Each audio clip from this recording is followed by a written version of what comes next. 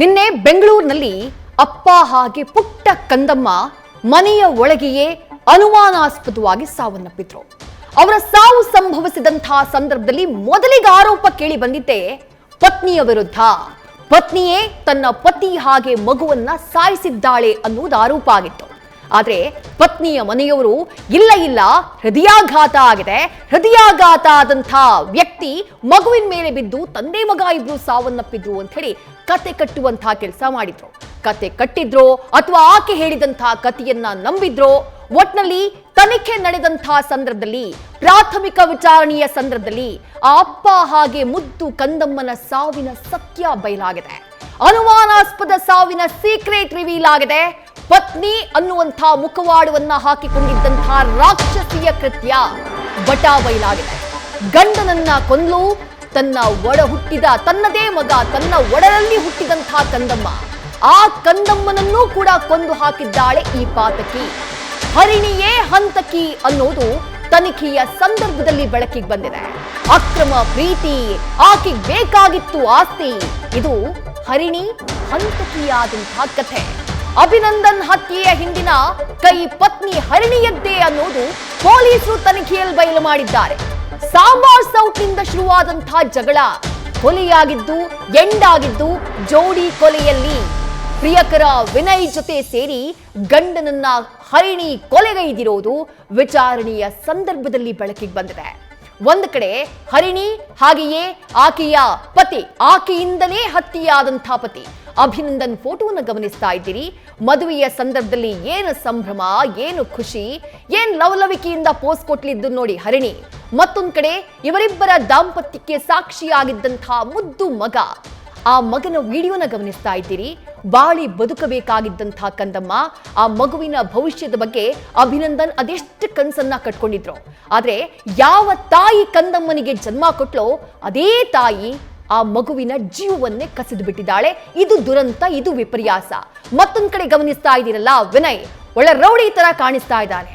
ಅದೇ ವಿನಯ್ ಈ ಹರಿಣಿಯ ಪ್ರಿಯಕರ. ಇದೇ ವಿನಯ್ ಜೊತೆ ಸೇರ್ಕೊಂಡು ಹರಿಣಿ ತನ್ನ ಸಂಸಾರಕ್ಕೆ ತಾನೇ ಕೊಳ್ಳಿ ಇಟ್ಟಿರೋದು. ತನ್ನ ಗಂಡನನ್ನ ಉಸಿರುಗಟ್ಟಿಸಿ ಸಾಯಿಸ್ತಾಳೆ, ಜೊತೆಗೆ ತನ್ನ ಮಗನನ್ನು ಕೂಡ ಉಸಿರುಗಟ್ಟಿಸಿ ಸಾಯಿಸುವಂತಹ ಕೆಲಸವನ್ನ ಮಾಡಿದ್ದಾಳೆ.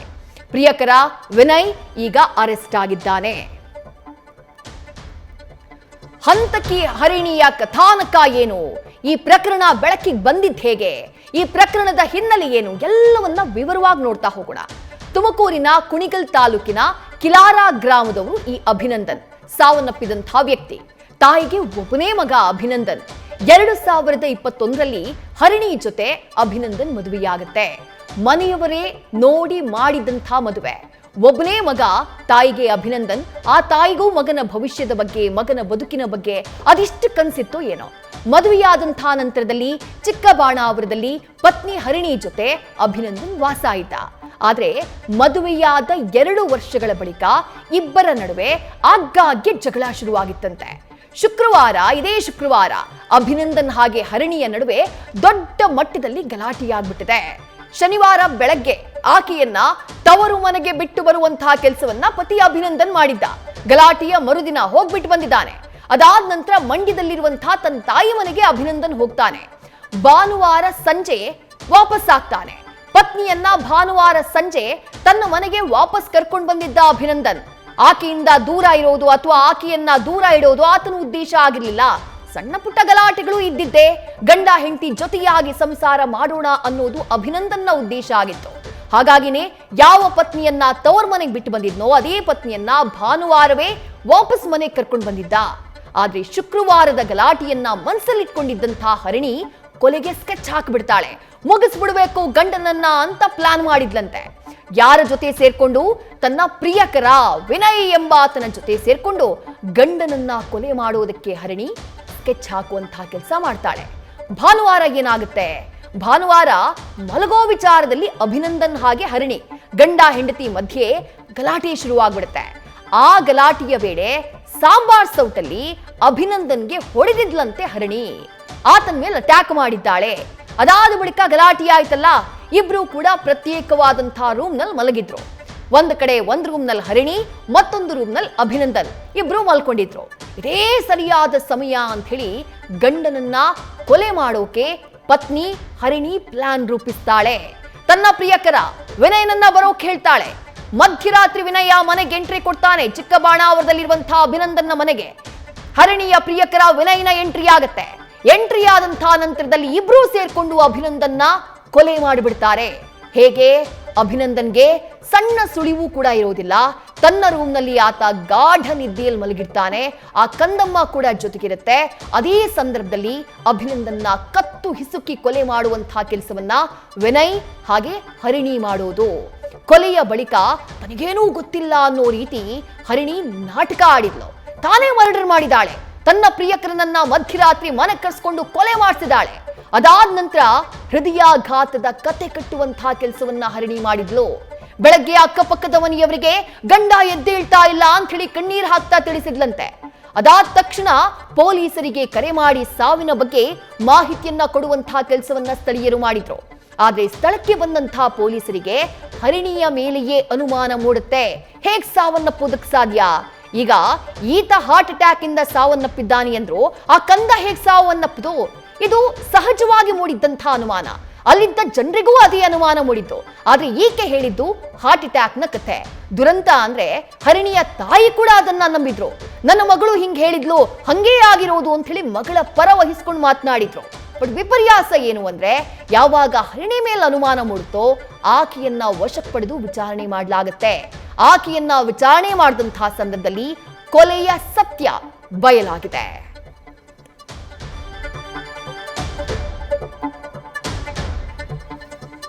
ಚಿಕ್ಕಬಾಣಾವರ ಪೊಲೀಸ್ ಸ್ಟೇಷನ್ ನಲ್ಲಿ ಒಂದು ತಂದೆ ನಿನ್ನೆ ದಿನ ನಮ್ಮ ಚಿಕ್ಕಬಾಣಾವರ ಪೊಲೀಸ್ ಸ್ಟೇಷನ್ ನಲ್ಲಿ ಒಂದು ಕೊಲೆ ಪ್ರಕರಣ ದಾಖಲಾಗಿತ್ತು. ಈ ಕೊಲೆ ಪ್ರಕರಣದಲ್ಲಿ ಮೃತ ಅಭಿನಂದನ್ ಮತ್ತು ಆತನ 4 ವರ್ಷದ ಮಗ ಇಬ್ಬರು ಕೊಲೆ ಆಗಿದೆ ಅಂತೇಳಿ ಅವರ ತಾಯಿಯವರು ದೂರು ನೀಡಿದ್ರು. ಈ ಹಿನ್ನೆಲೆಯಲ್ಲಿ ಮೃತನ ಪತ್ನಿ ಹರಿಣಿಯನ್ನು ನಾವು ವಿಚಾರಣೆ ಮಾಡಿದಾಗ ನಮಗೆ ತಿಳಿದು ಬಂದಿರೋದೇನೆಂದ್ರೆ, ಸಂಡೇ ರಾತ್ರಿಯಲ್ಲಿ ಆಕೆಗೆ ಪರಿಚಯ ಇರುವಂತಹ ಒಬ್ಬ ವಿನಯ್ ಕುಮಾರ್ ಎನ್ನುವನ್ನ ಕರ್ಕೊಂಡ್ಬಂದು ಈ ಹರಿಣಿ ಮತ್ತು ವಿನಯ್ ಕುಮಾರ್ ಇಬ್ಬರು ಸೇರಿ ಈ ಅಭಿನಂದನ್ ಕತ್ತು ಹಿಸ್ಕಿ ಮತ್ತು ಸ್ಮಾದರ್ ಮಾಡಿ ಕೊಲೆ ಮಾಡಿರೋದಾಗಿ ತಿಳಿಸಿರ್ತಾರೆ. ಸೊ ನಂತರ ಮಗು ಕೂಡ ಈ ಒಂದು ಘರ್ಷಣೆ ನಡೀಬೇಕಾದ್ರೆ ಇದ್ದಿತ್ತು.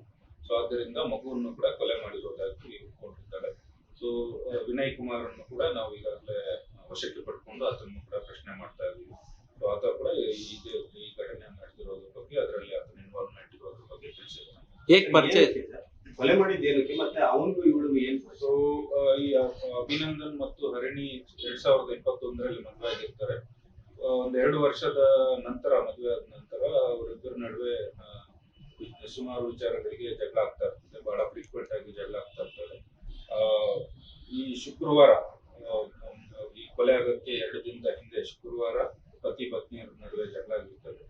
ನಂತರ ಶನಿವಾರ ಬೆಳಿಗ್ಗೆ ಆಕೆಯನ್ನ ತವರು ಮನೆಗೆ ಬಿಟ್ಟು, ಅಲ್ಲೇ ದಾಸರಹಳ್ಳಿಯಲ್ಲಿ ತವರು ಮನೆ ಇರ್ತದೆ, ಅಲ್ಲಿ ಬಿಟ್ಟು ಆತ ತನ್ನ ತಾಯಿ ಮಂಡ್ಯ ಜಿಲ್ಲೆಯಲ್ಲಿ ಇರ್ತಕ್ಕಂಥ ತಾಯಿಯನ್ನು ನೋಡಕ್ ಹೋಗಿರ್ತಾನೆ. ಸಂಡೇ ಸಂಜೆ ರಿಟರ್ನ್ ಬಂದು ಹೆಂಡತಿಯನ್ನ ಕರ್ಕೊಂಡು ಮನೆಗೆ ಬಂದಿರ್ತಾರೆ. ಈಕೆ ಮೊದಲೇ ಪ್ಲಾನ್ ಮಾಡ್ಕೊಂಡಿರ್ತಾರೆ. ಶುಕ್ರವಾರ ಈ ಘಟನೆ ಆದ ನಂತರ ಪ್ಲಾನ್ ಮಾಡ್ಕೊಂಡಿರ್ತಾರೆ. ಈ ವಿನಯ್ ಕುಮಾರ್ ಜೊತೆ ಮಾತಾಡ್ಕೊಂಡು ಇಬ್ರು ಪ್ಲಾನ್ ಮಾಡಿ ನೈಟ್ ಅಲ್ಲಿ ಈತ ನಿದ್ದೆ ಮಾಡಿದ ತಕ್ಷಣ ಆತನನ್ನು ಕರೆಸ್ಕೊಂಡು ಈ ಒಂದು ಕೃತ್ಯನ ಎಸಗಿರ್ತಾರೆ.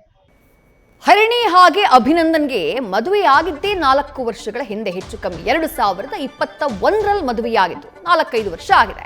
2021ರಲ್ಲಿ ಮದುವೆಯಾಗತ್ತೆ, ಒಂದು ಮಗುನೂ ಆಗತ್ತೆ. ನೋಡೋದಕ್ಕೆ ಸುಖ ಸಂಸಾರದ ರೀತಿ ಕಾಣಿಸ್ತಾ ಇತ್ತು. ಆದ್ರೆ ಮದುವೆಯಾದ 2 ವರ್ಷಗಳ ಬಳಿಕ ಗಲಾಟೆ ಶುರುವಾಗಿತ್ತು ಅನ್ನೋದು ಕುಟುಂಬಸ್ಥರಿಂದ ಸಿಗ್ತಾ ಇರುವಂತಹ ಮಾಹಿತಿ. ಪೊಲೀಸರು ಕೂಡ ಹೇಳಿದ್ದು ಅದನ್ನೇ.